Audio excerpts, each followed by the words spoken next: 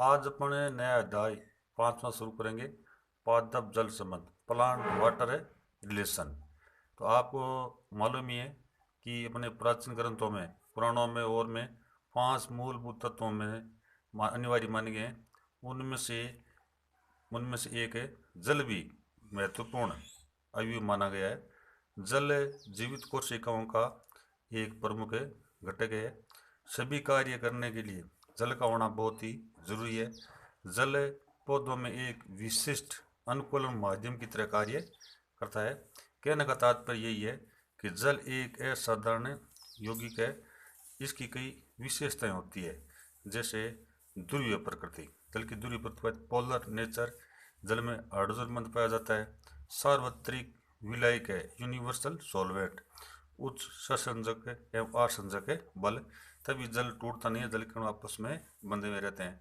इसी प्रकार से उच्च विशिष्ट ऊष्मा, उदासीन, यानी जल का पीएच है वो उदासीन होता है। इसी प्रकार से उच्चतम घनत्व है, ताप क्रम के प्रति सीमित परास, और ताप सीमित परास में तीनों अवस्थाओं यानी ठोस, द्रव, गैस में उपलब्ध हो सकता है।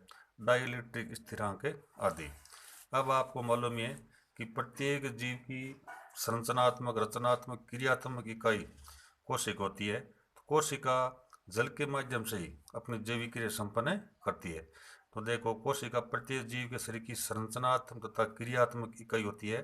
कोशिका की विभिन्न जैविक क्रियाएं उसमें उपस्थित जीव द्रव्य कारण होती है।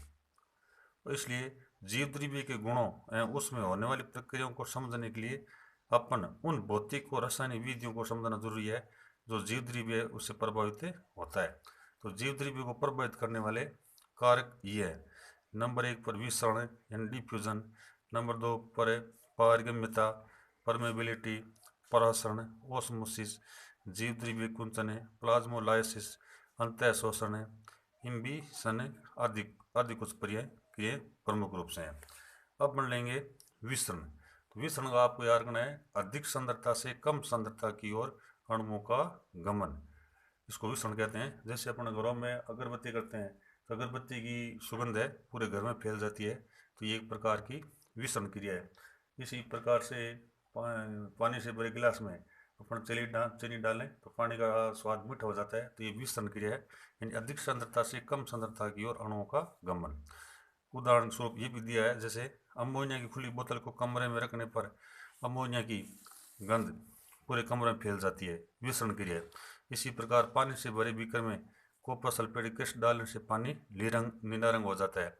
ये इसलिए होता है क्योंकि इसमें पदार्थ के अणु गतिज ऊर्जा के कारण निरंतर गति की अवस्था में बने रहते हैं, यानी अणु में गतिज ऊर्जा होती है। अधिक सांद्रता से कम सांद्रता की ओर अणु बहते हैं तथा उपलब्ध स्थान में समान रूप से वितरित होने का प्रयास करते हैं। इसके लिए अणु अपने अधिक सांद्रता क्षेत्र से कम सांद्रता के क्षेत्र की ओर गति करते हैं, जिससे अपन विसरण कहते हैं। तो ये परिभाषा आपको याद रखनी है। विसरण की प्रवृत्ति गैस, द्रव तथा ठोस के अणुओं, कणों तथा आयनों के में समान रूप से पाई जाती है, लेकिन विसरण दर सब में अलग अलग होती है। विसरण की दर अलग अलग पदार्थों की अलग अलग होती है।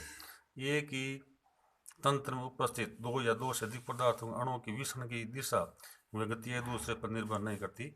उदाहरण के तौर पर चीनी के सांद्र विलयन को शुद्ध जल के संपर्क में रखें तो चीनी के अणु जल की तरफ गति करेंगे और जल के अणु चीनी की विलयन की ओर गति करेंगे।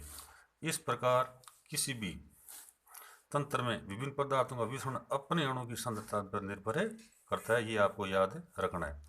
अन्य पदार्थ की उपस्थिति से अप्रभावित रहता है, इसे स्वतंत्र विसरण भी कहते हैं। स्वतंत्र विसरण का मतलब है कोई भी तंत्र उसमें विभिन्न पदार्थों का विसरण है वो अपनी अणुओं की सांद्रता पर निर्भर करता है। उदाहरण के लिए पौधों में ऑक्सीजन, कार्बन डाइऑक्साइड व जलवाष्प का विसरण वातावरण में संबंधित पदार्थों की अणु की सांद्रता पर निर्भर करता है, नहीं कि एक दूसरे पदार्थों अणु की उपस्थिति सांद्रता पर। अब विसरण को प्रभावित करने वाले कारक।